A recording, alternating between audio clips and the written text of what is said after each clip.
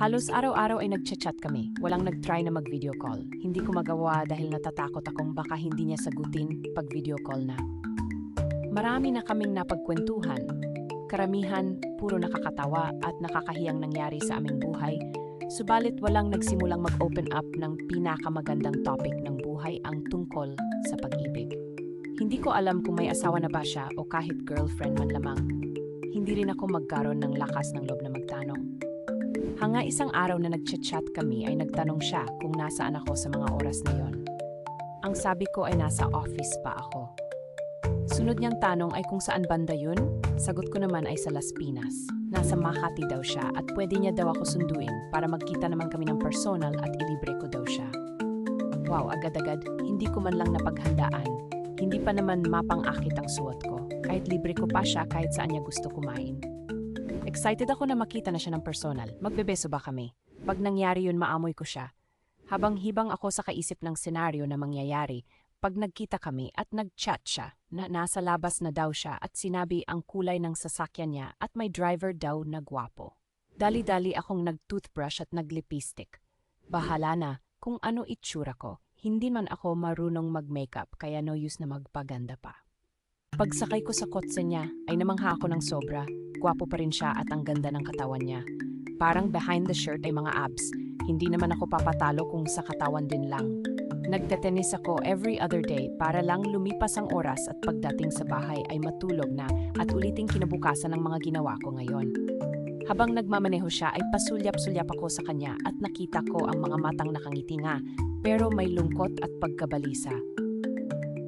Dinala niya ako sa isang restaurant na parang ancestral house. May reservation na pala siya at ang table namin ay nasa hardin. Wala naman pagbabago sa kwentuhan namin. Masaya, tawanan, asaran na parang mga bata. Tingin ko nga para kaming mga abnormal kung magkwentuhan. Nanghiram pa siya ng gitara at sinabing pwede akong mag-request kung anong gusto kong kantahin.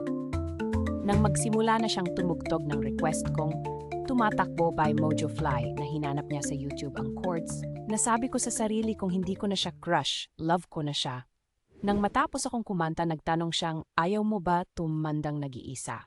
Eto na ba, mag-open forum na ba ng love life namin? Sumagot ako ng okay lang kung yun ang nakatakda sa akin, tanggapin ko na lang ang malupit na tadhana.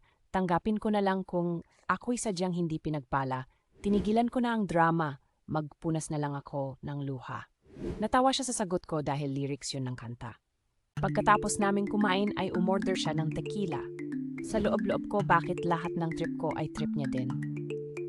Marunong din akong maggitara, tequila din ang gusto kong shot dahil naniniwala akong good for the heart yun, lalo na sa broken heart. Nagsimula kaming magkwentuhan ng mga pangyayari sa buhay namin after ng isang shot ng tequila. Napagtanto ko na, he is a good man, almost perfect. Habang binabasa mo to siguro gusto mo nang malaman ng mga pinag-usapan namin, marites ka din no? Pero thank you life na meron akong makwentuhan ng love story ko. Basta wag mo lang ay reveal ang tunay kong pagkatao ha. Bago ang storytelling niya, hinawakan niya ang kamay ko at sinabing, alam mo ba na crush din kita noon? Gustong gusto ko nang ligawan ka pero hindi pwede. Alam ko lagi mo akong nakikitang nakainom.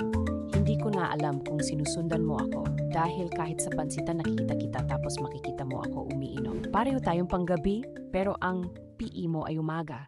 Swimming ang kinuha mong at hindi mo alam pinupuntahan kita para makita itsura mo pag naka-bathing suit.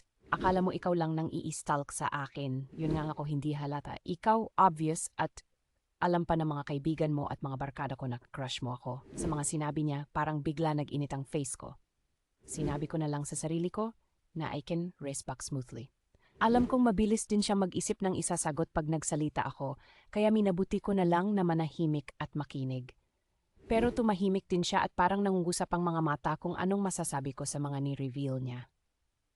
Kaya sinabi ko na lang na hindi ko natatanungin, bakit di mo ako pwede ligawan kahit crush mo naman pala ako? For sure, meron kang malalim na dahilan kung bakit. Tanong naman niya ay ayaw mo bang malaman kung bakit? Sagot ko naman ay kahit wag mo na sabihin. Pero sinabi niya na kailangan ko malaman kung bakit. Sinimulan niya ang kwento nung college kami. Parehong accounting ang kinukuha namin, pareho kaming panggabi. At una niya akong nakita na basang-basa sa ulan at walang pamalit na damit. May lumapit sa akin at nagpahiram ng shirt para magpalit ng damit. Sabi niya, hindi mo alam ako ang nagpadala ng shirt sa'yo.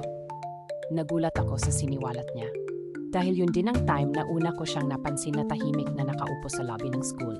Nagka-crush ako agad sa kanya at first sight. Nagtama pa ang aming mga mata, sabay iwas at muli ko siyang sinulyapan bago pumasok sa klase at pag-uwi ko ay nakita ko pa siya nakatambay sa labas ng school at nag-iinuman sila sa pansitan.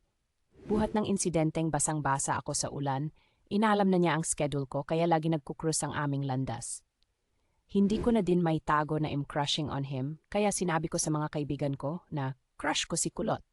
Simula naman noon tuwing makikita nila si Kulot, ay sasabihin nila ng malakas na, "Oy, si Kulot yung crush mo." Hanga sa mag-graduate kami, inakala kong ako lang ang may crush sa kanya.